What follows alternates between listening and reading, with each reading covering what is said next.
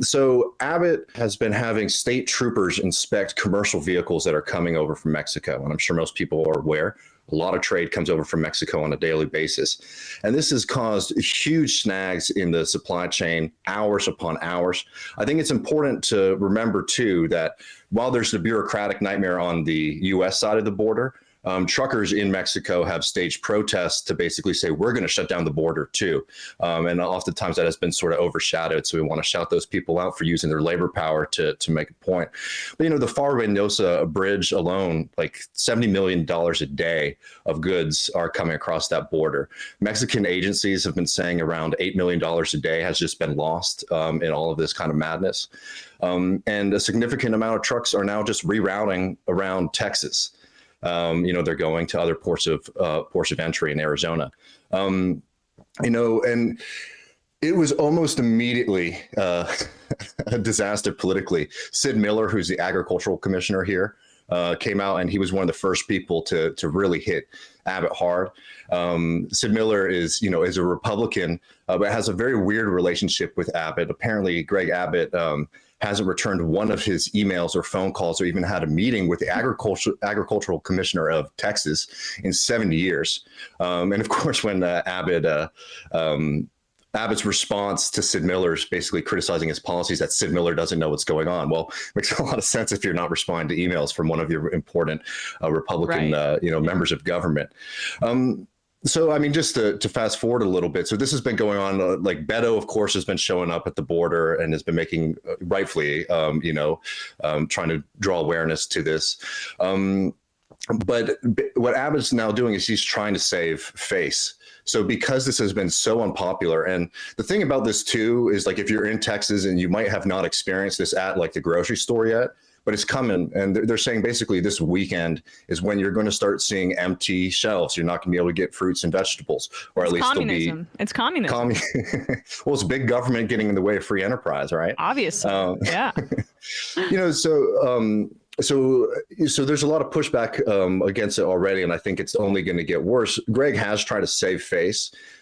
He went down and he negotiated with the governor of Nuevo Leon and got very, very vague promises from the governor that there'll be some more border security initiatives in Nuevo Leon. For people who aren't familiar with the kind of geography of, you know, the Mexican side of the border there, Nuevo Leon has a very important port of entry with Texas, but it's actually very, very small. It's a tiny little sliver. So we're still waiting to see if other states are going to show up. So Chihuahua, yesterday afternoon, they also negotiated a deal, but Coahuila, as far as I know, there's been no deal. And the most important one, at least when it comes to, you know, fruits and vegetables and things like that, is Jesus Christ, is a Tamaulipas. Way better than when I attempt to like read an IM in Spanish here on the show. So don't even worry.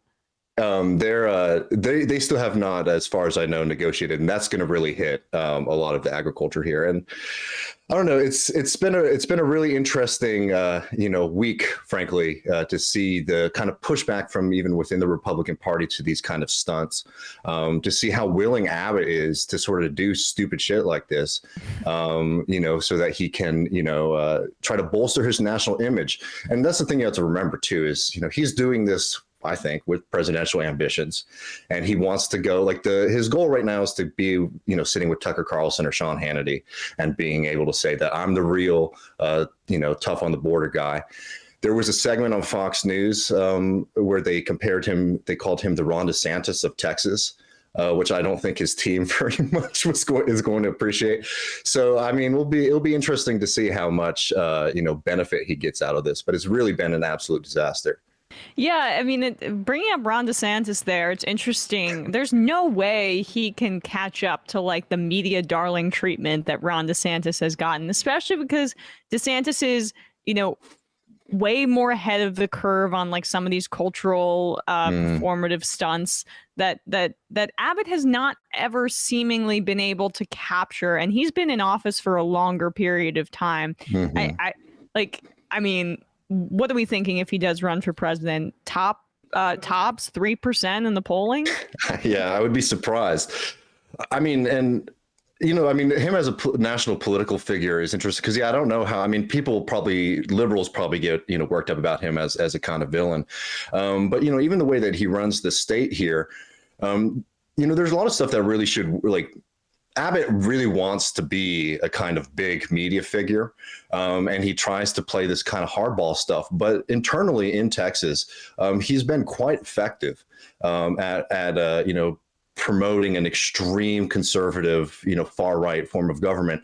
Not only that, and this is something, if I can make a quick plug, I'm writing a piece for Sublation Media coming up in a few weeks on what Greg Abbott's done to the office of governor here. Because, people might not be familiar with the way the system works in Texas, but Texas has historically been a weak governor state. For a long time, governors were only elected to office for 2 years. And the executive power of that office is historically extremely weak. It's sort of fragmented into different elected boards or appointed boards, and things are staggered. So you only get a few appointments. So typically that's been quite a weak office and not really something that, people aspire to who had grand designs of power. But following in the footsteps of Rick Perry really started to reformulate the government and create a kind of clientelist system because he was in power for so long and he inherited a lot from Bush. But Greg Abbott has used the COVID pandemic in a really fascinating way, because a lot of people who get worked up about vaccine mandates and all this stuff, they're saying it's the government's coming for my freedoms, the government's trying to extend its power. But what Abbott has done is he has declared a state of emergency since the beginning of the pandemic, ongoing to today, right? Which might sound surprising to people who are living here, where you very rarely see a mask or anything like that. The government very much acts here like COVID-19 is not, still here. And Abbott has used the, emergency powers that he asserted at the beginning of the pandemic to basically wage war on all other sources of authority in the state. While I don't know about his presidential ambitions, he has fundamentally reshaped, the way the system of government in Texas works. And, it's not really one of those things that comes up at the top of the headlines because it's very slow and methodical. But it's going to have very long-term consequences, especially if the Republicans are able to maintain power here. Yeah, I mean, I was unaware of that, although based on his political career prior to becoming governor, he's always been an ambitious and aggressive politician. So that does make sense.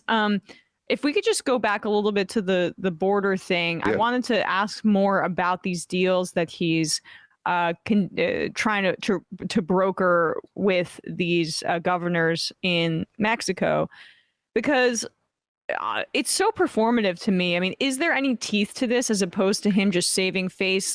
It's more like, I won't disrupt the supply chain coming out of these areas in Mexico, but you have to really promise me you're going to get tough on this illegal immigration stuff. Is there anything more to it than what I described?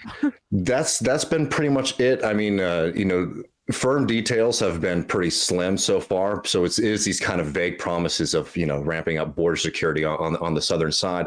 And look, for him, he just wants to have the photo op where he's like, look, I negotiated hard. They had to come to Texas to negotiate with me because we're powerful. They're not, right? He wants to flex his muscle on the international scale so that he can really work up his base. And people also need to remember that in the complete absence and dysfunction of the Democratic Party here, that all that's going on politically is a contest between you think Abbott's right? See the guys who he ran against, in this most recent, Republican primary. Don Huffines, who y'all probably even maybe played him on the show because he's a very ridiculous kind of super far right character. He said during the campaign that he would shut down all trade with Mexico. Right, which everybody absolutely ridiculed as a disastrous kind of policy. And here we are, Abbott, after sort of smoking everybody out in that GOP primary, now we're having these kind of policies come into play, right? So there is the people who are being listened to in Texas is the more right-wing members of the Republican Party. So that's who he's trying to placate. And, I don't want to be too geographical about this, but, It's East Texas a lot where Abbott is really trying to shore up more support, because that's where you started to see some more of those push for these other kind of candidates who are running against him. So like he's trying to play a game for those folks too, and like it's putting us all at risk.